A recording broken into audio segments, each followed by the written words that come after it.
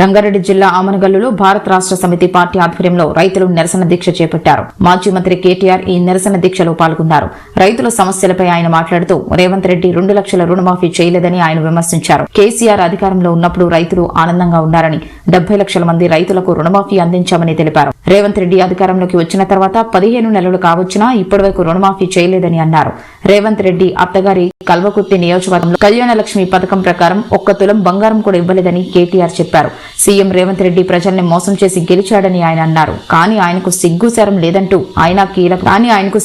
లేదంటూ కీలక వ్యాఖ్యలు చేశారు. అంతేకాకుండా ప్రభుత్వం ప్రజలకు ఏమాత్రం సహాయం చేయలేదు అంటూ తీవ్ర వ్యాఖ్యలు చేశారు. అలాగే కేసీఆర్ ప్రభుత్వం రైతుల కోసం అనేక సంక్షేమ పథకాలు అందించిందని 5 లక్షల బీమా, కళ్యాణ లక్ష్మి, షాదీ ముబారక్ వంటి పథకాలు రైతులకు లభించాయని ఈ సందర్భంగా ఆయన గుర్తు చేశారు. కానీ రేవంత్ రెడ్డి ప్రభుత్వంలో ఈ పథకాలు కొనసాగించబడలేదని కేటీఆర్ పేర్కొన్నారు. ఈ సందర్భంగా రైతు సమస్యలకు వ్యక్తం చేస్తూ రుణమాఫీని, పథకాల అమలును బలోపేతం చేయాలని కోరారు.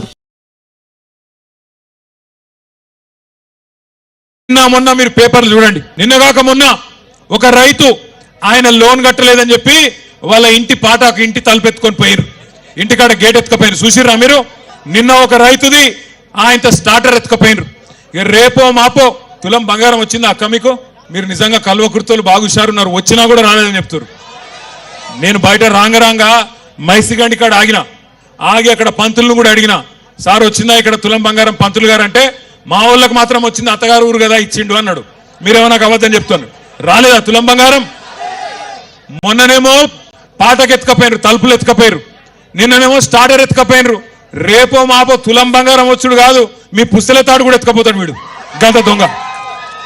మేము చెప్పినాం ఎలక్షన్లకు ముంగట మీకు, వీడు లంగా నమ్మకుర్రని చెప్పినాం.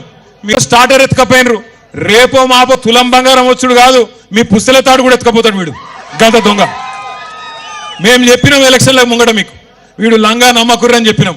మీరేమో నమ్మి ఆయనతో గుద్దినరు. కల్వకుర్తిలో జైపాల్ యాదవ్ అడ్డం పడ్డాడు, ఆయన ఎవరో గెలిచిండు. మరి ఇప్పుడేమో తర్వాత లబోదిబో అంటే లాభం ఏమున్నది?